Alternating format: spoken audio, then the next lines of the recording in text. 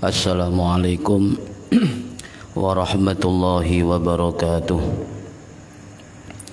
Bismillahirrahmanirrahim. Ila hadratin nabiyil mustafa Muhammad sallallahu alaihi wasallam wa ala alihi wa sahbihi ajma'in. Lahumul Fatihah. A'udzu billahi minasyaitonir rajim. Bismillahirrahmanirrahim. Alhamdulillahi rabbil alamin arrahmanir rahim maliki yaumiddin. Iyyaka na'budu wa iyyaka nasta'in. Ihdinas siratal mustaqim siratal ladzina an'amta 'alaihim ghairil maghdubi 'alaihim waladdallin. Rabbi firli wa li walidayya amin. Hadiyatan minna ila arwahi masyikhina wa li muallimina wa li murabbi rohina wa liman ajazana wa li mursyidina wa li ulamaina wa li muassis nahdlatil ulama ajma'in wa li awliyati sa'ati wa li songo ajma'in, khususan ila sultan awliya Syekh Qadir Al-Jilani radhiyallahu an, wa khususan ila musannif kitab Bidayatul Hidayah Al-Hujjatul Islam Muhammad bin Muhammad Al-Ghazali Asy-Syafi'i At-Tusi rahimahullah, wa usulihim wa furu'ihim wa aswajihim wa dzurriyyatihim wa ahli silsilatihim wa muridihim wa muhibbihim wa jam'iyatihim radhiyallahu anhum. Syaulillahi lana wa lahumul Fatihah. A'udzu billahi minasyaitonir rajim. Bismillahirrahmanirrahim. Alhamdulillahi rabbil alamin arrahmanir rahim maliki yaumiddin. Iyyaka na'budu wa iyyaka nasta'in. Ihdinas siratal mustaqim siratal ladzina an'amta 'alaihim ghairil maghdubi 'alaihim waladdallin. Rabbi firli wa li walidayya amin. Thumma ila abaina wa ummahatina wa jaddatina wa ila ruhi man fataha hadhil qaryah wa man aqamaha wa li jami'il muslimina wal muslimat wal mu'minina wal mu'minat al ahya'i minhum wal amwat wa farahumullah lahumul Fatihah. A'udzu billahi minasyaitonir rajim. Bismillahirrahmanirrahim. Alhamdulillahi rabbil alamin arrahmanir rahim maliki yaumiddin. Iyyaka na'budu wa iyyaka nasta'in. Ihdinas siratal mustaqim siratal ladzina an'amta 'alaihim ghairil maghdubi 'alaihim waladdallin. Rabbi firli wa li walidayya amin. Astaghfirullah rabbal baraya. Astaghfirullah minal khotoya. Rabbi zidni ilman nafi'a wa wafiqni amalan salihah. Tambah suwe awak tambah tua, tambah suwe umur tambah sudah, tambah dunya lali sing kuwasa, tambah dosa mlebu neraka. Astaghfirullah rabbal baraya. Astaghfirullah minal khotoya. Rabbi zidni ilman nafi'a wa wafiqni amalan salihah. Ojo ngaji semaya tua, durung karuan umurmu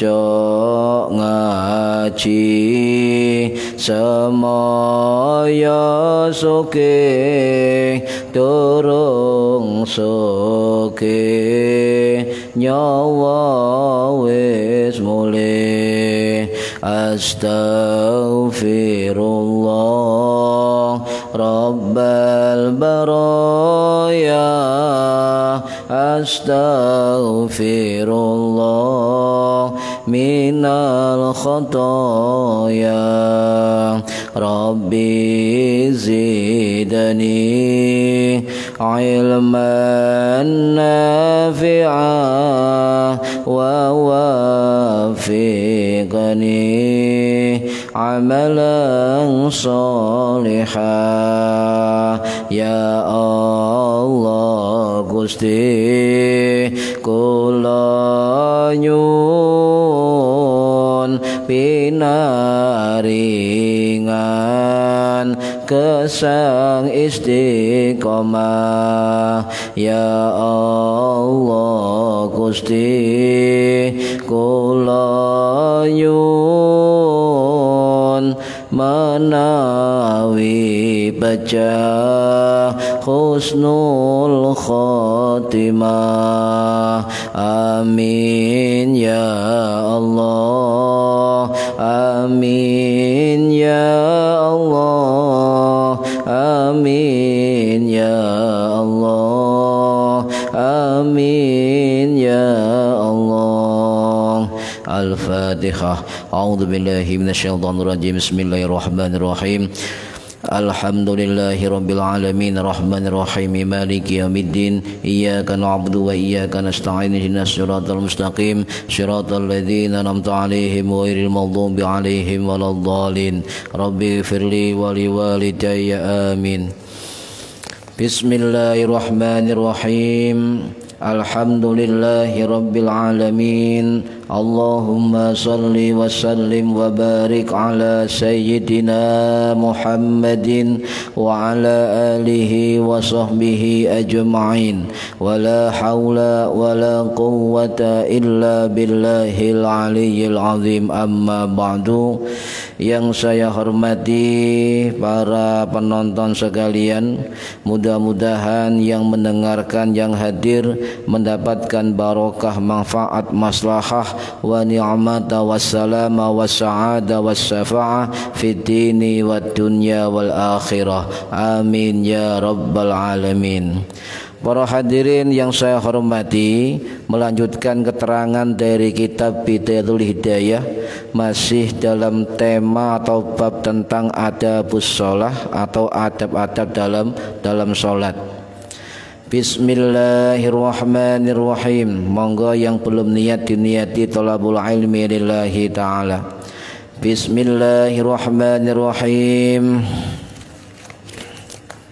Faidha faragha mongko tatkalane, faidha hadhara mongko tatkalane wis hadir apa qalbuka ati sira, fala tatrukil iqamata, fala tatruki mongko ojo ninggal apa al iqamata ing iqamah, fala tatrukil iqamata mongko ojo ninggal sira al iqamata ing iqamah, fa ing kunta lan senajan ana sapa sira iku wahdaka ijen sira, wa inin tanzurta lan lamun ngenteni sapa sira khudura tekani jamaatin berjamaah ghairaka sa'liyane sira, fa'adzin mongko adzana sira, summa akim mongko iqamata sira, faidha aqamta mongko tatkalane qomat sira,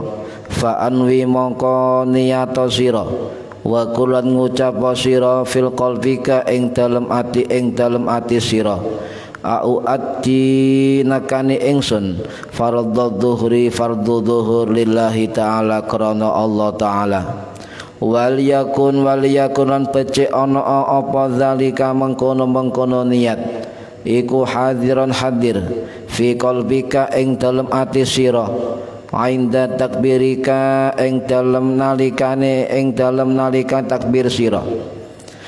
Para hadirin yang kami muliakan, ini masih tentang terkait dengan niat yang nanti disambung keterangan dengan azan dan iqamah. Di dalam kitab Bidayatul Hidayah ini dijelaskan bahwa salah satu adab dari sholat itu adalah menghadirkan hati, ya, menghadirkan hati. Ya, menghadirkan hati itu adalah salah satu dari orang-orang sholat. Nah, ketika kita sudah faida hadara qalbuka, kita sudah menghadirkan hati, ya, maka fala tatrukil iqamata, jangan kamu meninggalkan iqamah. Jangan meninggalkan iqamah. Ini akan dijelaskan tentang hukum ketika orang sholat sendirian atau sholat berjamaah di luar jamaah ketika adzan, ya, berjamaah bergerombol sendiri, itu disunnahkan untuk adzan dan sunnahkan untuk iqamah. Ini adalah menurut jumhur ulama, termasuk pendapat dari mazhab Syafi'i. Ya. Para hadirin rahimakumullah, mengapa kita tidak boleh meninggalkan iqamah ketika sholat walaupun kita sholat sendiri ataupun berjamaah, ya? Karena hukum azan dan iqamah itu sebenarnya yang paling jumhur itu adalah sunnah, ya? Ada yang mengatakan sunnah kifayah, ada yang mengatakan sunnah muakkadah. Jadi hukum azan dan iqamah itu ada yang mengatakan fardhu kifayah. Ini merupakan pendapat dari mazhab Maliki, sebagian dari mazhab Syafi'i, dan juga pendapat dari mazhab Hambali, termasuk pendapat Ibnu Taimiyah rahimahumullah. Mereka ini, ulama-ulama ini mengatakan bahwa hukum azan dan iqamah adalah fardhu kifayah. Jadi kalau misalnya ada satu masyarakat yang ketika masuk waktu sholat kemudian tidak ada yang azan, maka menurut pendapat yang pertama ini maka semua berdosa. Kemudian hukum azan dan iqamah itu ada sunnah muakkad. Ini pendapat dari ulama-ulama mazhab Hanafi dan juga termasuk sebagian dari mazhab Syafi'i.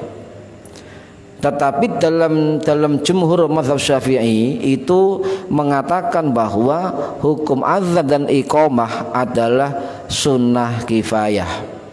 Nah, ini kan, jadi sunnah kifayah artinya tidak dianjurkan, artinya dianjurkan tapi tidak wajib. Jika sudah dilakukan orang lain maka gugur kewajiban yang lain. Hukumnya sunnah tapi kifayah. Jadi ada 3 hukum, ya. Satu adalah fardhu kifayah. Ini adalah merupakan pendapat dari ulama mazhab Maliki, sebagian kecil dari mazhab Syafi'i, pendapat dari mazhab Hambali, dan juga pendapat dari Ibnu Taimiyah rahimahullah. Kemudian yang kedua itu hukumnya sunnah, tapi dibagi 2, ada yang sunnah muakkad, ada yang sunnah kifayah. Yang menghukumi sunnah muakkad itu termasuk pendapat ulama-ulama Hanafi dan sebagian dari ulama Syafi'i. Tetapi istilah yang diambil oleh jumhur ulama mazhab Syafi'i adalah hukum azan dan iqamah adalah sunnah kifayah. Para hadirin rahimakumullah, ini bagaimana kalau dengan kaum perempuan ketika mereka mengatakan jamaah sholat, ya? Maka dalam mazhab Syafi'i itu dikatakan hukum ketika perempuan sholat, ya, baik sendirian maupun berjamaah, itu tidak wajib, ya, tidak wajib memakai azan dan iqamah. Nah, ini dirinci nanti hukumnya, ya. Jadi bagaimana sholat perempuan sendirian atau berjamaah terkait azan dan qomat, maka ada keterangan dari Imam Syafi'i rahimahullah ya dalam kitab beliau wafat pada tahun 820 Masehi di Mesir, bahwa Imam Syafi'i mengatakan ya ketika perempuan sholat sendiri atau berjamaah itu tidak perlu ada azan dan iqamah. Ini menurut beliau. Tetapi kalau misalnya diadakan azan iqamah itu boleh ya.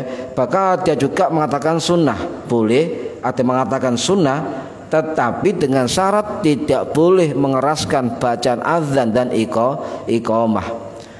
Tetapi mazhab Syafi'i mengatakan, Imam Syafi'i mengatakan lebih baik ketika perempuan sholat sendiri atau berjamaah sama perempuan, maka hanya mengumandangkan iqamah tanpa azan, itu pun dengan catatan bacaan iqamahnya itu tidak keras atau dibaca pelan yang didengar oleh jamaah sendiri. Ini para hadirin rahimakumullah.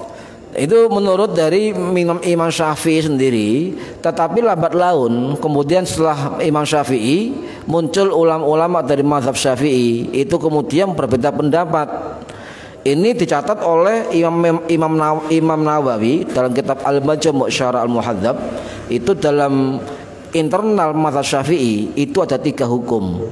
3 hukum ketika perempuan atau beberapa perempuan berjamaah sholat terkait azan dan iqamah, itu menurut Imam Nawawi Asy-Syafi'i yang wafat tahun 1277 Masehi di Suriah, dalam kitab Al-Majmu' Syarah Al-Muhadzab beliau mengatakan bahwa hukumnya ada 3. Yang pertama adalah sunnah ya, sunnah iqamah saja. Ini pendapat yang pertama. Pendapat yang kedua apa ya, tidak sunnah azan dan iqamah. Sedangkan pendapat yang ketiga adalah sunnah kedua-duanya. Nah, jumhur ulama itu mengambil pendapat yang pertama, bahwa jamaah kaum perempuan ketika sholat itu cukup sunnahnya iqamah saja, dengan catatan suara iqamahnya itu dibaca pelan, didengarkan oleh jamaah sendiri. Ini para hadirin rahimakumullah ya. Kemudian dipertegas lagi oleh yang namanya Imam Nawawi ya. Dalam kitab dalam kitab lain beliau mengatakan, dalam kitab Raudhatul Thalibin wa Umdatul Muftin, beliau mengatakan bahwa hukum azan dan iqamah di dalam mazhab Syafi'i itu hukumnya sunnah. Nah, dalam kitab Raudhatul Thalibin tercatat faslun al-adzanu wal iqamatu sunnatun wa qila fardhu kifayah. Jadi Imam Nawawi dalam kitab Raudhah itu mengatakan bahwa azan dan iqamah hukumnya sunnah, sedangkan pendapat yang lain mengatakan fardhu kifayah. Berarti kalau disimpulkan hukum azan dan iqamah itu cuma 2, yaitu hukum yang mengatakan fardhu kifayah dan kedua hukumnya sunnah.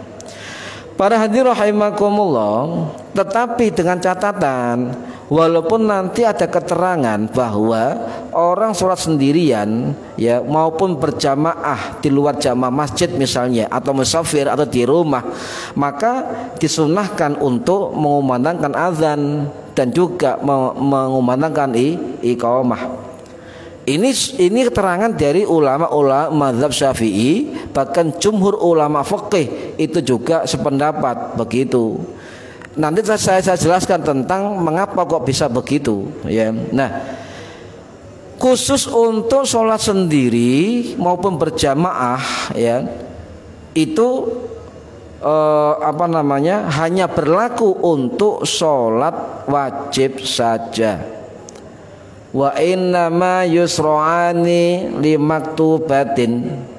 Jadi azan dan qoma itu hanya berlaku untuk sholat 5 waktu atau azan 5 waktu ya, terkait dengan azan. Jadi azan itu dilakukan hanya untuk sholat wajib saja, mohon maaf, wajib saja. Nah, untuk sholat sunnah tidak berlaku, berlaku. Jadi panjenengan kalau misalnya sholat sendirian, ya sholat sendirian baik di masjid, di musola, ataupun di rumah, atau di tanah lapang, atau dimanapun, maka itu boleh panjenengan azan dan kemudian iqamah. Tanpa azan juga boleh langsung iqamah. Misalnya tanpa azan, tanpa iqamah juga boleh langsung sholat. Itu hanya hukumnya sunnah. Para hadirin rahimakumullah, ya. Kemudian di dalam keterangan yang lain, seperti keterangan dari Imam Khatib Asy-Syarbini rahimahullah Asy-Syafi'i yang wafat tahun 1569 Masehi di Mesir, dalam kitab beliau, kitab Hasyiah Asy-Syarbini, beliau mengatakan bahwa jika datang ke masjid setelah azan, ya, tak perlu azan lagi. Tak perlu azan lagi, kecuali tidak berjamaah atau disunahkan azan. Jadi sampai misalnya setelah jamaah masjid selesai, kita datang ke masjid, ya, baik sendirian maupun bergerombol atau berjamaah, maka menurut Imam Khatib Asy-Syarbini ulama Syafi'i, beliau dalam kitabnya Hasyiah Asy-Syarbini mengatakan itu dianjurkan untuk azan atau qomat. Memang nggak biasa kita mendengar ini, tetapi inilah merupakan hukum yang disepakati oleh mazhab Syafi'i, bahkan juga jumhur dari 4 mazhab yang lain. Biar kita paham. Jadi kalau ada orang yang datang di masjid, ya, kemudian sholat sendiri atau berjamaah, kemudian mereka azan, mereka qomat, maka keterangannya sudah ada dalam kitab-kitab ulama Syafi'i. Nanti dalilnya hadis juga ada, riwayat Anas bin Malik, nanti saya terangkan. Para hadirin rahimakumullah. Nah, walaupun Imam Khatib Asy-Syarbini ini dalam kitab beliau mengatakan boleh azan dan qomat, tapi ada catatan, dianjurkan apa? Ketika azan itu dianjurkan ketika azan ada jamaah yang lain. Jadi ada jamaahnya baru azan, ya. Ketika tanpa azan pun tidak apa-apa. Dengan catatan juga ketika azan maka suara harus dipelankan agar apa? Agar tidak dikira, tidak ada orang menilai telah masuk waktu sholat yang lain. Ya, ini adalah keterangan dari Syekh Al-Khatib Asy-Syarbini rahimahullah, ulama Syafi'i yang wafat tahun 1569 Masehi di Mesir. Para hadirin rahimakumullah, ini juga ada keterangan hampir sama keterangannya dalam kitab Muhnil Muhtaj, ya, juga karangannya Imam Asy-Syarbini rahimahullah. Ya, beliau juga mengutip dari pendapat Imam Nawawi, ya, juga mengutip pendapat dari Imam Syafi'i. Itu dalam qaul jadidnya itu boleh ketika orang sendirian, ketika orang berjamaah di rumah atau dimanapun, maka disunahkan untuk azan dan iqamah walaupun dia sendirian. Para hadirin rahimakumullah, di situ Imam Ghazali menerangkan, fa idza hadara qalbuka, maka ketika hadir hatimu, wala tatrukil iqamata, maka jangan tinggalkan iqamah. Ya, ini jangan tinggalkan iqamah. Wa in kunta wahdaka, dan meskipun itu kamu sendirian sholatnya, atau ketika ada datang hudhur jamaah, datang jamaah ghairaka selain kamu, maka disunahkan fa'adzin, maka azanlah, tsumma aqim, maka iqamatlah. Ini keterangan dari kitab apa? Bidayatul Hidayah. Nah, para hadirin rahimakumullah, ternyata ini diambil dari qaul jadidnya Imam Syafi'i ketika beliau berfatwa di Mesir, ya, qaul jadid. juga diperkuat oleh pendapat dari ulama besar dari mazhab Syafi'i yang bernama Imam Rafi'i rahimahullah yang wafat tahun 1226 Masehi di Iran. Artinya menurut Imam Rafi'i Asy-Syafi'i mengatakan bahwa jumhur ulama mengatakan azan bagi sholat yang sendirian atau munfarid ya itu diperbolehkan. Ini termasuk pendapat baru atau qaul jadid dari Imam Syafi'i. Tetapi qaul qadim, qaul yang lama dari Imam Syafi'i itu tidak menganjurkan kecuali datang waktu sholat. Jadi para ulama Syafi'i mengambil pendapat Imam Syafi'i pada qaul jadid terbaru ketika Imam Syafi'i berada di Mesir. Kalau qaul qadim kaum lama Imam Syafi'i berada di Irak. Para hadir rahimakumullah, ini coba saya terangkan tentang adzan dan iqamah agar kita tidak salah faham dalam memahami sebuah realitas keagamaan. Nanti kita ketemu orang ketika sholat 2 orang 3 orang berjamaah, maka mereka adzan, habis adzan kemudian qomat. Bagi yang tidak pernah ngaji atau tidak pernah mendengar tentang ini, maka pasti akan menyalahkan itu aliran baru. Bukan aliran baru, cuma kita yang tidak pernah memperbarui ilmu-ilmu kita. Para hadirin rahimakumullah, ya. Nah, saya ulangi, sunnahnya azan bagi orang yang sendirian sholatnya atau berjamaah untuk sholat wajib, maka itu hukumnya sunnah dan dilakukan wa innama yusro'ani limaktubati. Jadi khusus dilakukan oleh sholat lima waktu atau sholat fardhu. Hadirin rahimakumullah. Nah, di dalam kitab Mughnil Muhtaj ya karangannya Imam Asy'arabini tadi ya, Imam Asy'arabini tadi itu mengatakan mengambil pendapat qaul jadid dari Imam Syafi'i yang boleh ya azan dan iqamah bagi orang salat sendirian atau berjamaah ya. Baik di rumah atau dimanapun. Itu sunnah, boleh ya, boleh. Tetapi dalam penduduk kita tidak biasa ketika orang sholat sendirian atau berjamaah itu diawali atau dimulai dengan kalimat azan.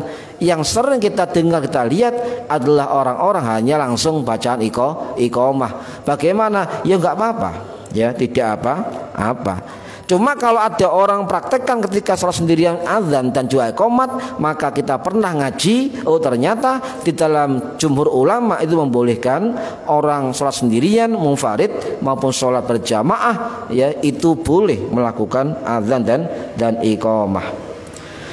Para hadirin rahimakumullah, bahkan jauh sebelumnya ya Imam Rafi'i tadi ya yang beliau menulis dalam kitab Al-Muharrar fi Fiqh Syafi'i mengatakan bahwa orang sholat sendirian dan juga berjamaah atau bergerombol itu disunahkan untuk azan dan qomah. Ini menurut Imam Adro'i, Imam Al-Adro'i Asy-Syafi'i rahimahullah yang wafat tahun 1381 Masehi ya di Aleppo, Suriah.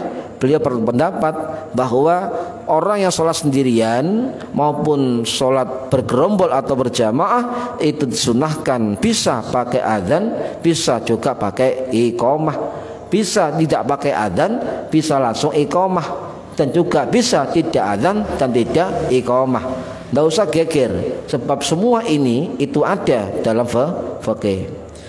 Para hadirin rahimakumullah ya. Kemudian nah ini termasuk masih tentang adzan ya, tentang adzan yang disampaikan oleh Imam Ghazali. Lah, kemudian kalau kita rangkum baik qaul qadimnya Imam Syafi'i maupun qaul jadidnya Imam Syafi'i itu ternyata sama-sama menganjurkan iqamah. Ya. Kalau qaul qadim Syafi'i itu menganjurkan ya itu azan dan iqamah. Tetapi kaul atau pendapat lama atau kaul qadim dari Imam Syafi'i itu mengatakan ya hanya dianjurkan iqamah. Para hadirin rahimakumullah, jadi sembahyang fardu kita sendiri misalnya atau dengan istri atau dengan anak di rumah atau berjamaah bergelombang dari setelah jamaah resmi kemudian jamaah buat jamaah sendiri kemudian sholat bareng di masjid atau di rumah atau itu dilakukan ya, maka ulama-ulama mengatakan dianjurkan untuk azan dan iqamah walaupun azan tadi telah dikumandangkan ketika waktu sholat boleh. Ini adalah fikih. Nanti ada pertanyaan kata siapa? Ya sudah jelas ini imam-imamnya, kitab-kitabnya dan sebagainya. Jadi itu jumhur ulama. Jadi cuma ada catatan, walaupun itu dianjurkan ya tetapi volume suaranya itu dipelankan atau tidak, jangan keras-keras ya, sebatas didengar oleh diri kita sendiri dan didengar oleh jamaahnya yang lain. Ini adalah pendapat dari jumhur para ulama. Para hadirin rahimakumullah, ya, mengapa kok demikian? Nah, ini ada riwayat ya dari Imam Abu Ya'la Al-Mausuli rahimahullah yang wafat tahun 919 Masehi ya, itu kalau yang belum pernah dengar nama Abu Ya'la Al-Mausuli, itu merupakan muridnya Imam Hambali, juga muridnya Imam Yahya bin Ma'in, juga muridnya Imam Ibnu Abi Syaibah radhiyallahu anhum. Sedangkan murid-murid dari Imam Abu Ya'la Al-Mausuli itu bernama termasuk Ibnu Hibban rahimahullah, termasuk Imam Tabrani rahimahullah, termasuk Imam Ibnu As-Sunni rahimahullah. Banyak murid beliau. Nah, riwayat Imam Abu Ya'la Al-Mausuli ya rahimahullah itu tercatat dalam kitab sanadnya. Dan ini ternyata dari cerita seorang sahabat yang bernama Abu Utsman An-Nahdi, tabi'in senior yang wafat tahun 718 Masehi. Lah, Abu Utsman ini bercerita, marrobina Anas bin Malikin, ya kami bertemu dengan Anas bin Malik fi masjid Bani Sa'labah, di dalam masjid Bani Sa'labah atau suku Sa'labah. Faqala, maka Anas bin Malik itu bertanya, ashallaitum, apakah kamu sudah sholat? Maka mereka menjawab, qala qulna na'am, iya kami sudah sholat. Kemudian sahabat Anas bin Malik radhiyallahu an, wa dzaka sholatus subhi fa amar rajulan fa adzana wa aqama shalla bi ashabih. Lah kemudian Imam Anas bin Malik itu sholat subuh memerintahkan kepada seseorang laki-laki untuk melakukan azan dan melakukan iqamah. Jadi ketika Nabi masuk masjid itu subuhan sudah selesai di masjid itu ya. Anas bin Malik ini ketika masuk masjid ya setelah jamaah subuh di masjid Bani Sa'labah. Kemudian ditanya oleh Anas bin Malik, apakah kamu semua sudah sholat? Dijawab, na'am, betul. Ya, wa dzaka sholatus subhi, kemudian ya sholat subuh. Jadi Anas bin Malik itu sholat subuh. Fa'amar, maka diperintahkan kepada rajulan seorang laki-laki untuk melakukan fa'adzana adzan dan wa aqama iqamah. Fa'adzana fa'amara rajulan fa'adzana wa aqama. Ya, kemudian setelah adzan dan qamah shalla bi ashabihi, kemudian Anas bin Malik itu berjamaah dengan para sahabatnya. Selain diriwayatkan oleh Imam Abu Ya'la Al-Mausuli, juga kalau tidak salah hadis ini juga riwayat dari Imam Abdul Razzaq As-San'ani Al-Yamani yang wafat tahun 826 Masehi di Yaman, dalam kitab Al-Musannaf ya. Itu juga sama sumbernya dari sahabat dari ulama tabi'in yang bernama Abu Utsman, murid dari Anas bin Malik. Para hadirin rahimakumullah, Kemudian ada lagi riwayat yang lain juga dari Abu Usman ya. Ini tapi tercatat dalam kitab tadi, kitab Al-Musannaf karangnya Imam Abdul Razak As-San'ani. Itu ada sebuah keterangan ra'aitu anasan wa qad dakhala masjidan qad ya shalla fihi. Saya melihat ya Anas bin Malik itu kemudian masuk masjid ya, kemudian fa'adzana wa aqama, melakukan azan dan iqamah. Ya, ini berarti boleh ketika kita berjamaah di luar jamaah masjid, maka kita juga dianjurkan boleh melakukan azan dan boleh juga iqamah. Nah, ini pendapat dari siapa tadi? Pendapat dari keterangan hadis dari Ibnu Abi Syaibah dan juga Imam Abu Ya'la Al-Maisuri.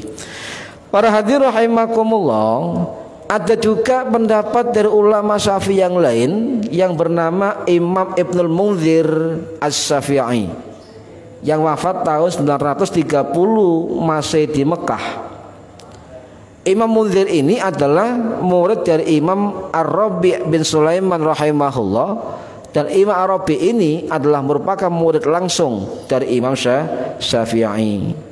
Dan ini dicatat dalam kitab Al-Awsat fi Sunani wal Ijma'ul Ikhtilaf karangannya Imam Al-Munzir ya. Jadi Imam Munzir ini ulama Syafi'i mengatakan bahwa azan dan iqamah itu lebih aku sukai. Jadi azan dan iqamah lebih aku sukai ya. Jikalau kalian azan sholat sendiri dan bergelombol berjamaah sendiri, kemudian tidak azan, tidak iqamah, maka boleh dan sah, tidak perlu diulang. Cuma saya mengatakan kenapa ketika ada orang sholat sendirian ataupun berjamaah bergelombol sendiri tanpa azan dan iqamah, maka saya tidak suka kehilangan tentang keutamaan azan. Jadi yang sering kita dengar azan adalah orang-orang yang ketika masuk sholat mereka azan di masjid atau di mushola. Allahu Akbar ya, itu muadzin. Bagaimana kita? Wong pahalanya muadzin sangat tinggi, sangat besar di akhirat nanti. Dan bagaimana orang-orang yang bukan muadzin? Maka ini ada riwayat dari sahabat Abu So'a Al-Ansari yang wafat tahun 689 Masehi di Kufah. Beliau adalah salah satu dari sahabat Sayyidina Ali bin Abi Thalib. Beliau mengatakan, fa innahu la yasma'u madya sautil muadzini ya jinnun wala ingsun wala syai'un illa syahidalahu yaumal qiyamah ya. Ini hadis ya. Jadi sungguhnya tidak mendengar suara adzan ya. Jadi kalau adzan itu akan didengar oleh golongan jin ya, dan juga manusia dan juga segala sesuatu yang ada di situ. Jadi kalau masalah adzan Allahu Akbar, maka hadis ini hadis sahih, hadis Bukhari Muslim. Fa innahu la yasma'u mada sautil muadzini jinnun wala insun wala syai'un illa syahidalahu yaumal qiyamah. Jadi baik itu kalangan jin, kalangan manusia dan segala sesuatu yang ada di sekitarnya, baik itu adalah benda hidup atau benda mati, maka semua itu akan menjadi syahidalahu yaumal qiyamah, jadi saksi nanti di hari kiamat. Ini keutamaannya, keutamaan. Kalau kita sholat sendiri misalnya khawatir fitnah, itu lapo kok sholat sendiri kok adzan, kan nggak umum ya langsung kita iqamah sendiri dengan suara didengar oleh kita sendiri. Karena saking besarnya keutamaan adzan, sebagaimana dikatakan oleh Imam Munziri ya dalam kitab beliau ya, kitab Al-Awsat fi Sunani wal Ijma'il Ikhtilaf, itu begitu. Jadi azan yang dikumandangkan itu pasti didengar oleh jin, didengar oleh manusia, didengar oleh segala sesuatu, syai'un. Kenapa? Sebab yang mendengar azan itu akan menjadi saksi di akhirat, di hari kiamat besok. Nah, redaksi hadis itu ditambah oleh sahabat Abu Sa'id Al-Khudri. Qala dawu sapa Abu Sa'id sami'tuhu min Rasulillah. Artinya hadis tadi ya dari riwayat Abu Sa'sa'ah Al-Ansari itu ternyata juga didengar oleh sahabat yang lain yang bernama Abu Sa'id Al-Khudri rahimahullah. Beliau mengatakan qala Abu Sa'idin sami'tuhu min Rasulillah. Saya juga mendengarnya langsung dari Rasulullah sallallahu alaihi wasallam. Dan sejak itulah kemudian sahabat Abu Sa'sa'ah ya Abu Sa'sa'ah ini selalu ketika baik sholat sendirian atau sholat berjamaah atau bergerombol dengan kecil sedikit orang, beliau tetap azan dan iqamah.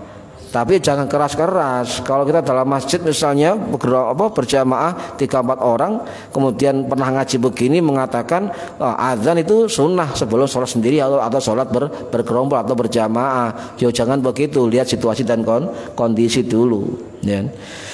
Para hadirin rahimahullah, akhirnya Abu Sa'sa'ah Al-Ansari radhiyallahu anhu itu ketika turun hadis seperti itu, maka sejak itulah Abu Sa'sa'ah Al-Ansari tidak pernah meninggalkan azan dan iqamah meskipun beliau sholat sendiri atau berjamaah. Ini para hadirin rahimakumullah ya. Nah ini juga makanya kita harus luas wawasannya agar kita memahami apa yang disampaikan oleh para ulama ya. Nah, salah satu dari ulama mazhab Hambali yang bernama Syekhul Islam Al-Imam Al-Hafidh Ibnu Qudamah Al-Dimashqi Al-Hambali yang wafat tahun 1233 Masehi di Damaskus, dalam kitab masterpiece-nya yaitu kitab Al-Mughni, beliau mengatakan bahwa mereka tetap azan dan iqamah ya, azan dan iqamah, tetapi dengan catatan suaranya harus diturunkan atau suara dipelankan agar tidak muncul fitnah.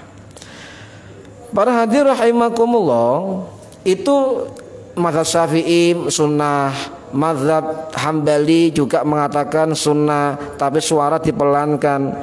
Kemudian dari mazhab Maliki itu juga hampir sama para hadirin rahimakumullah. Ya, contoh ada pendapat dari Imam Ibnu Abdil Bar Al-Maliki yang wafat tahun 1071 Masehi di Spanyol. Dalam kitab beliau Al-Istidhkar, beliau mengatakan in ulama Hanafi ya, ulama Maliki, beliau mengatakan bahwa para ulama itu sepakat bagi musafir yang sendirian sholatnya atau berjamaah boleh melakukan azan.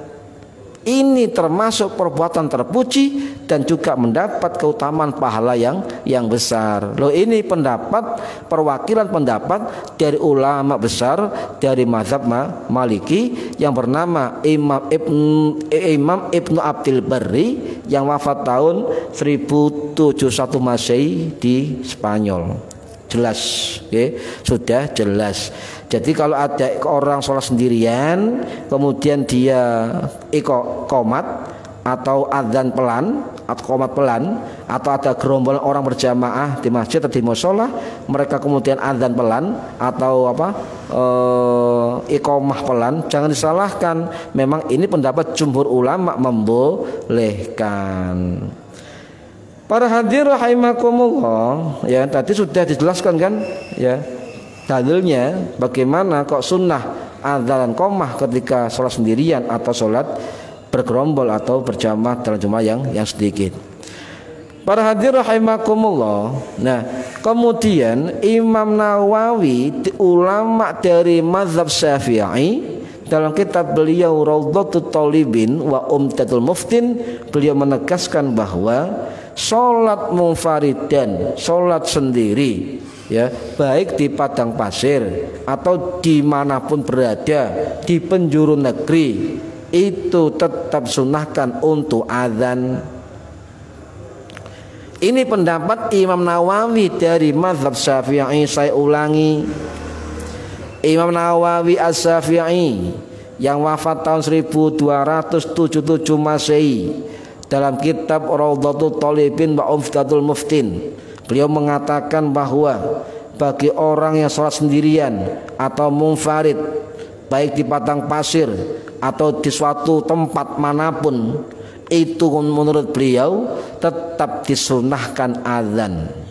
Nah, kata Imam Nawawi, ini adalah merupakan pendapat dari mazhab Syafi'i, ya, mengambil nas atau dalil dari produk qaul jadid Imam Syafi'i ketika beliau di Mesir, ya.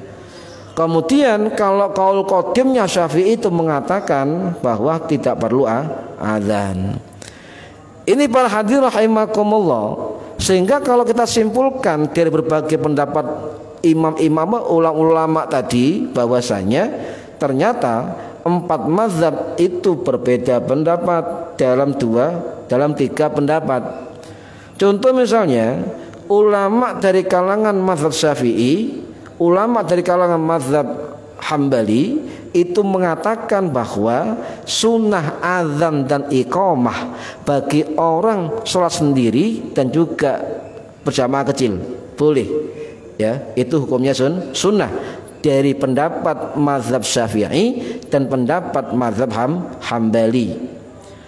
Sedangkan pendapat dari ulama mazhab Maliki dan juga didukung oleh pendapat Imam Al-Auza'i yang wafat tahun 744 Masehi di Lebanon, beliau mengatakan orang sholat fardu sendirian atau bergerombol kecil berjamaah maka tidak disunahkan azan, tetapi cukup iqamah. Dan yang ketiga dari ulama mazhab Hanafi mengatakan tidak perlu azan dan tidak perlu iqamah. Jadi kalau sampeyan dan saya sholat sunnah, ya, sholat wajib, ya, sholat wajib, ya, bukan sholat sunnah, sholat wajib sendiri atau berjamaah, itu disunahkan jumhur ulama untuk azan dan iqamah. Kalau kita tidak melakukan itu ya tidak apa-apa, hukumnya sunnah. Kemudian kita lanjutkan, bismillahirrahmanirrahim. Fa'idha aqamta mongko tatkalane iqamat sira, fa'anwi mongko niyato sira, wa qullan ngucapno sira, fi qalbika ing dalem ati sira, uaddi nekani ingsun fardhu dhuhri, fardhu dhuhur lillahi ta'ala, karena Allah. Ini contoh, ya, contoh niat dari orang yang mau memandangkan qomat, setelah memandangkan qomat, faida aqamta. Nah, para hadirin rahimakumullah, jadi setelah iqamah, ya, setelah iqamah maka fa'anwi, maka niatlah, ya, niatlah. Kalau jenengan sholat sendiri gak pakai qomat gak apa-apa, ya. Fa'anwi, maka niatlah. Wakul fi qalbika, mengucapkan di dalam hati. Jadi ketika sudah berdiri, sudah adzan, sudah iqamah, maka fa'anwi, kita disuruh untuk menyatakan niat. Wakul fi qalbika, dan ucapkan di dalam hati. Para hadirin rahimakumullah, jadi betul kesepakatan para ulama keseluruhan itu mengatakan bahwa tempat niat di dalam hati, semua sepakat.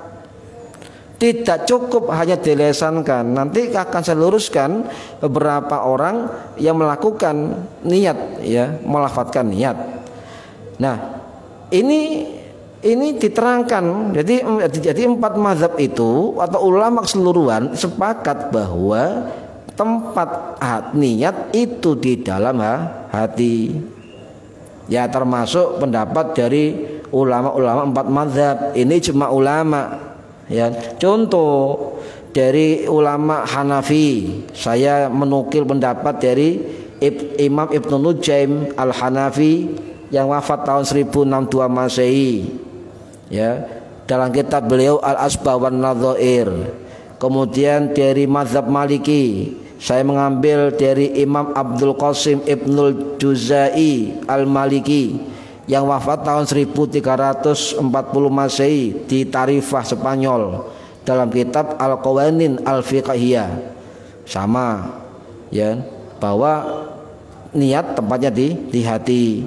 Kemudian Syekh Ahmad Ad-Dardir Al-Maliki Al-Khalwati yang wafat tahun 1786 Masehi di Mesir, dalam kitab As-Sarhul Kabir beliau mengatakan bahwa tempat niat di dalam hati.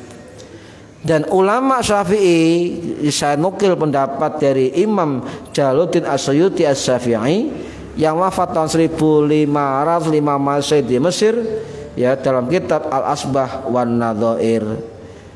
Juga ada keterangan lain dari ulama mazhab Hambali yang saya ambil pendapat dari Syekh Mansur Ibnu Yusuf Al-Bahuti, atau ada yang menyebut Al-Buhuti rahimahullah, dari mazhab Hambali yang wafat tahun 1641 Masehi di Kairo Mesir. Dalam kitab beliau, kitab Kasful Qina, ya, An Matnil Qina. Ini jelas 4 mazhab telah sepakat bahwa niat itu ada di dalam hati. Sekarang pertanyaannya, kenapa niat di dalam hati? Ya, kenapa? Karena niat itu bentuk pengungkapan dari keikhlasan. Inilah hakikat niat. Hakikat niat, sebab suatu keinginan atau suatu maksud atau menyengaja untuk melakukan sesuatu, ya, maka itulah namanya niat. Para hadirin rahimakumullah. Kemudian waliyakun dzalika hadiran fi qalbika, waliyakun dzalika hadiran, ya, waliyakun lam becik ono wa becik ono apa dzalika mengkono niat. Jadi lebih bagusnya kita niat itu adalah hadiron, hadir fi qalbika ing dalam hatimu, ainda takbiri ing dalam nalika takbiratul ihram. Jadi yang sering dilupakan banyak orang itu adalah ketika kita niat, kita tidak hadirkan niat. Jadi kalau kita niat para hadirin sholat, ya, nanti belakang aja biar kita gak bingung. Jadi mazhab, ya, hampir semua ulama mazhab itu tidak melarang orang melafadzkan niat, juga tidak melarang orang berniat sebelum takbir, ya. Nanti saya akan jelaskan. Nah, kenapa kita harus hudzur, harus hadir hati kita, menghadirkan hati. Lah, untuk menghadirkan hati, untuk waliyakun dzalika hadiron fil qalbika, maka kita harus ada kesadaran. Oh, saya niat menghadap Allah, wajib karena Allah. Berarti kita harus, kalau sudah mengatakan lillahi ta'ala, hanya untuk Allah, maka kita wajib untuk menghadirkan kegiatan kita, ibadah kita, apapun kebaikan kita, itu terbaik untuk Allah.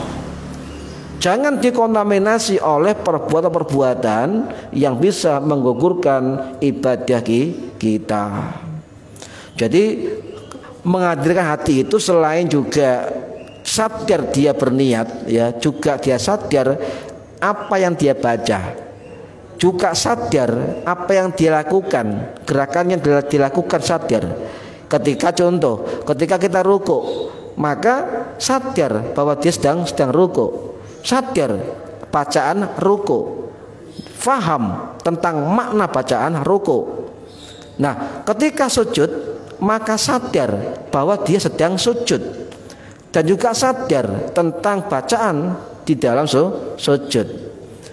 Makanya para hadirin rahimakumullah, eman kalau selama hidup kita sholat, ya, terutama sholat 5 waktu, selama hidup kita itu kita kemudian tidak pernah belajar tentang makna bacaan sholat yang tiap hari kita lakukan 5 waktu, belum sunnahnya, belum mutlaknya. Ya, coba kita hadirkan waktu kita setiap hari, waktu kosong 1 jam, 2 jam atau setengah jam, bertahap belajar tentang arti niat. Kemudian sudah hafal, besoknya lagi 1 jam, 2 jam, itu termasuk belajar. Dan belajar seperti itu tidak pernah akan habis, tidak terbatas usianya. Dan itu merupakan kewajiban dari setiap orang Islam. Seminggu berikutnya itu memahami atau menghafalkan tentang makna doa iftitah. Wis hafal, pindah lagi belajar tentang arti dan makna surat Al-Fatihah. Kemudian seminggu lagi belajar lagi menghafalkan atau memaknai tentang arti dari surat-surat pendek, minimal kulhu, Al-Falaq, An-Nas. Belajar lagi tentang bacaan ruku, maknanya bagaimana, dan seterusnya. Insya Allah kalau kita sadar, kita mau dan melakukan itu, setiap hari menyicil kita memaknai setiap bacaan sholat kita, insya Allah dalam kondisi tertentu kita akan berubah, kualitas sholat kita semakin lebih baik. Eman. Sebab guru saya pernah mengatakan ketika ngaji kitab ini, orang yang sholat itu tetap harus belajar tentang bacaan sholat. Jangan kemudian diam saja dan tidak ngerti sama sekali. Apa yang diterima secara fikih diterima, tapi kualitasnya itu berbeda. Para hadirin rahimakumullah, ya. Makanya kemudian ada pendapat dari Ibnu Athaillah As-Sakandari, ulama dari mazhab Maliki, ulama tasawuf yang wafat tahun 1309 Masehi di Kairo, Mesir, dalam kitab yang masyhur namanya Al-Hikam. Beliau mengatakan sebuah pertanyaan ini, bagaimana bisa khudzur, bagaimana bisa hadir jika hatinya lalai? Ungkapan pendek ini sangat memukul kita kalau kita sadar, ya. Misalnya kita sholat, kita Allahu Akbar, Al-Fatihah, faham tentang bacaan Bismillah, faham tentang arti bacaan Alhamdulillah, Ar-Rahmanir-Rahim, dan seterusnya. Jadi ketika kita ingin tenang sholat kita, maka salah satunya adalah kita belajar atau mampu dan faham tentang makna bacaan-bacaan yang kita baca di dalam sholat. Ayo, mumpung masih ada kesempatan para hadirin, kita tingkatkan kualitas sholat kita, belajar untuk membaca dan memaknai, memahami bacaan-bacaan sholat kita. Itu tiap hari kita lakukan 5 waktu, belum sunnahnya. Ayo kita tingkatkan kualitas memahami tentang makna bacaan sholat. Karena menurut Ibnu Athaillah, salah satu ketika tenangnya jiwa, tenangnya hati, bahagianya ibadah adalah faham apa yang diucapkan, faham apa yang dilakukan. Para hadirin rahimakumullah, ya. Ketika orang sudah hadir hati, ini sulit, harus belajar, ya. Ketika hadirnya hati dalam sholat, itu bisa mewujudkan kekhusyuan sholat. Nah, khusyuk sholat ini adalah bukan syarat rukun sholat untungnya, ya, tapi termasuk dalam adab atau kualitas sholat kita. Jadi ini dambaan seorang mukmin, ya. Dambaan seorang mukmin merasakan kedamaian ketika sholat, jiwanya tenang ketika sholat, bahagia dia ketika sholat. Bahkan Nabi Nyun Sewu pernah mengatakan, ju'ilat qurratu aini fi sholati. dijadikan sesuatu yang paling menyenangkan hatiku, kata Rasulullah apa? Ya. Ju'ilat qurratu aini fis sholati, ada pada saat mengerjakan sholat. Jadi Nabi itu bahagia, Nabi itu qurratu aini, menyenangkan hatiku ketika dia dalam kondisi sholat. Nah, lain dengan kita, itu malah sholat menjadi beban kita, ya. Para hadirin rahimakumullah, ya. Ini kita harus, makanya ketika dikatakan hudzur, hati hadir, adalah kita salah satunya harus paham siapa yang kita sembah, Allah. Harus paham apa yang dibaca, bacaan sholat. Harus paham gerakan sholat yang kita lakukan. Para hadirin rahimakumullah, kalau sudah muncul ketenangan hati, kepuasan batin kita dalam sholat, kebahagiaan dalam sholat dan sebagainya, maka aura atau energi positif dari kekhusyuan itu akan terpancar kepada anggota-anggota badan kita. Itulah yang dikatakan khudhu, tenangnya anggota badan. Sedangkan tenangnya jiwa adalah khusyuk. Jadi wal khusyuk wal khudhu ini akan saling menopang satu sama lain jika kita mampu untuk memahami minimal bacaan sholat kita setiap hari. Para hadirin rahimakumullah. Nah, kalau kita coba menjelaskan tentang bagaimana sekarang beberapa ustadz itu menyalahkan amaliyah Syafi'i. Contoh ketika niat, ya, niat dilafatkan. Jangan kalau sholat sebelum takbir kan usolli fardhu dhuhri, usolli fardhu asri, usolli dan sebagainya. Nah, ada sebagian ustadz di YouTube itu mengatakan itu bagaimana? Ayo kita terangkan, ya. Itu namanya talaffudz niyah atau talaffudz bin niyah, melafatkan niat. Nah, 4 mazhab ini tidak menyalahkan para hadirin. Kalau waktu agak panjang saya jelaskan, ya. Jadi talaffudz niyah itu melafatkan niat. Panjenengan ketika habis tarawih, ya, kemudian nawaitu sauma ghadin an adai, itu boleh kalau dilihat dari pendapat mazhab Syafi'i, ya. Jadi mazhab Syafi'i, mazhab Hambali itu mengatakan bahwa melafatkan niat itu sunnah atau boleh, apalagi untuk memantapkan hati kita untuk lebih khusyuk, lebih mantap dan tidak was-was. Mazhab Maliki itu mengatakan tidak disyariatkan melafatkan niat di hati, niat di hati bukan dilafatkan. Ini menurut mazhab Maliki. Kecuali, ya, beliau begitu. Kecuali bagi orang-orang yang punya penyakit was-was ketika sholat. Sebab kebanyakan orang itu mengambil sebuah teks hadis atau keterangan tekstual yang mengatakan bahwa niat bersama dengan takbir. Tidak semua orang mampu melakukan bersamaan seperti itu, ya, tidak bisa. Nah, kalau tidak mampu menyelaraskan antara niat dengan takbir itu lebih bagus. Tapi kalau nggak bisa mengiringi, maka timbul was-was. Allahu Akbar, Allahu Akbar, dibolan baleni, timbul was-was. Maka ambil pendapat yang mengatakan bahwa boleh melafatkan niat sebelum takbir, ya. Ini mazhab Maliki, tidak disyariatkan untuk melafatkan niat, tetapi jika muncul was-was maka sunnah untuk dilafatkan. Ini mazhab Maliki. Kemudian dari mazhab Hanafi itu menyatakan juga melafatkan niat tidak disyariatkan, ya. Bahkan Imam Hanafi mengatakan itu bid'ah. Tetapi keterangan terakhir beliau mengatakan bagi orang yang was-was sholatnya dan tidak bisa menyamakan antara takbir dengan niatnya atau niat dengan takbirnya, maka istihsan, maka boleh melafatkan niat sebelum takbir. Sudah selesai apa? Jadi 4 mazhab ini tidak apa-apa kita melafatkan niat. Kalau ada pendapat yang mengatakan melafadzkan niat itu adalah bid'ah, berarti mudah disimpulkan bahwa ustadz itu bukan golongan dari 4 mazhab ini. Bukan. Siapa? Ya sampean tahu sendiri, ya kan?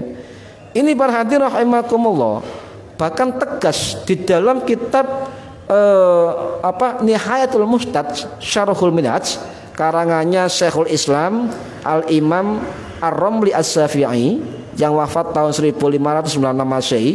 Dia mengatakan, yang wafat di Mekah, beliau mengatakan jelas dalam kitab itu, wa yundabun nutaqu bil manwi qabailat takbiri, dan dianjurkan sunnahkan untuk melafadzkan niat qabailat takbir, sebelum takbir. Loh, ini pendapat imam ulama besar dari mazhab Syafi'i yang apal Quran, apal hadis dan sebagainya, itu membolehkan kita untuk melafadzkan niat sebelum takbir. Mengapa? Liyusa'idal lisanul qalba, untuk menolong kemantapan hati. Wali annahu ab'adu anil waswasi, untuk membantu atau menjauhkan dari penyakit waswas.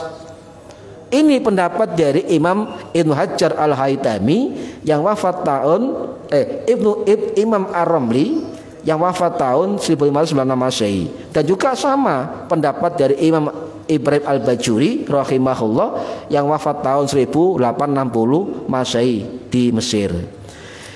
Sudah selesai, ya apalagi ya, ayo, kalau semakin luas wawasannya, luas pengetahuannya tentang fikih, insya Allah nggak menyalahkan pendapat orang lain, tidak menyalahkan amalia orang lain.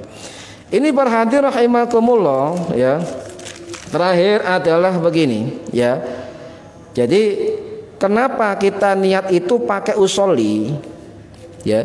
Kok gak pakai nawaitu, kayak puasa pakai nawaitu, kayak wudhu pakai nawaitu. Kenapa ketika sholat pakai usolli?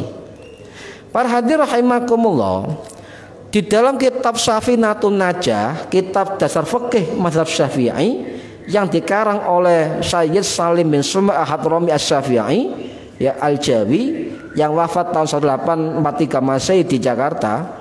Niat itu cuma ada 3 komponen minimal. Satu adalah qasdul fi'li, menyengaja perbuatan. Lah, kalau menyengaja perbuatan qasdul fi'li, maka diwakili dengan kalimat usolli, saya sholat dalam hati, ya. Kemudian kedua ta'yin, at-ta'yinu, menjelaskan atau spesifikasi sholat yang dilakukan, apa zuhur, apakah asar, apakah maghrib, dan sebagainya. Yang ketiga syaratnya adalah al-fardhu atau fardiyah, menjalankan kefarduan. Nah, 3 syarat ini itu berlaku untuk niat sholat fardu. Berarti kalau minimal 3 syarat ini untuk niat, maka jenengan minimal, contoh sholat zuhur, usolli fardhu dhuhri, sudah sah niatnya, sudah sah. Kalau melengkapi niat usolli fardhu dhuhri arba'a raka'atin dan seterusnya, maka selebihnya menurut mazhab Syafi'i itu hukumnya sunnah, ya. Ini itu untuk sholat wajib 3 komponen. Untuk sholat sunnah cuma 2 komponen, 2 syarat. Apa? Qasdul fi'li, menyengaja perbuatan, dan al-ta'yin, menentukan sholat. Contoh, ya, tidak pakai fardiyah, sholat sunnah. Contoh, usolli qobliyat adz-dzuhri, Allahu Akbar, sah. Atau jenengan sholat niat tarawih dengan mengambil minimal syarat niat, apa? Usolli tarawihi, sah, cukup. Nah, ini kalau mengambil kalimat sesuai syarat minimal dari syarat niat, boleh. Jadi intinya bagaimana niat sebelum takbir, kan sering kan usolli fardhu, Allahu Akbar. Jadi kita mendengar orang itu berniat sholat sebelum takbir, apakah boleh? Nah, saya terangkan mazhab Hanafi, mazhab Hambali ya, ini ada keterangan dalam kitab Al-Majmu' Syarah Al-Muhadzab karangannya Imam Nawawi Asy-Syafi'i. Beliau mengatakan, menerangkan bahwa mazhab Hanafi, mazhab Hambali itu membolehkan mendahulukan niat dari takbir dengan jarak yang sedikit. Usolli fardhu, Allahu Akbar, boleh dengan jarak yang sedikit. Itu mazhab Hanafi dan mazhab Hambali, boleh. Saya tegaskan, kita boleh membaca, melafadzkan niat sebelum takbir.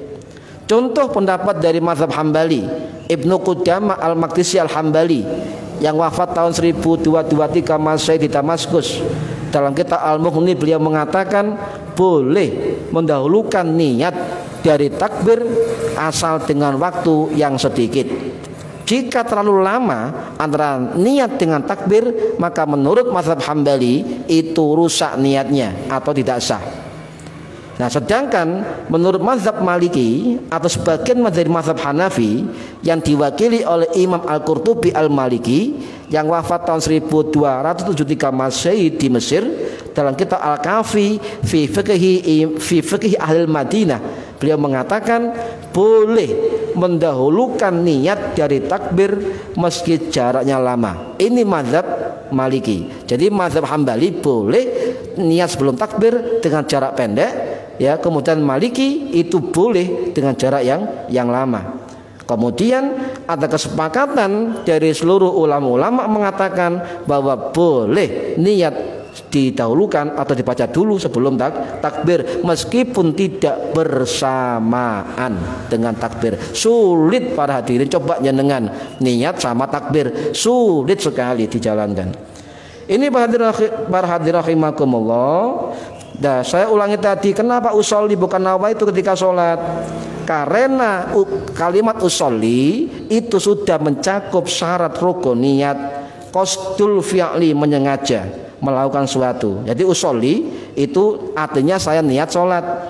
Kalau nawaitu saya niat. Jadi kalau ibadah pakai nawaitu itu harus diiringi dengan kalimat yang lain. Contoh, wudu, nawaitu, saya niat, nawaitul wudu'a, saya niat wudu. Atau puasa, nawaitu shauma ghadin. Nah, kalau pakai usolli cukup pendek, usolli, saya niat sholat. Kalau pakai nawaitu bagaimana? Monggo, tetapi panjang, nawaitu an usolliya. Tambah angel. Ya, langsung aja pakai usolli. Ini para hadirin rahimakumullah. Mudah-mudahan keterangan ini bermanfaat untuk kita semua.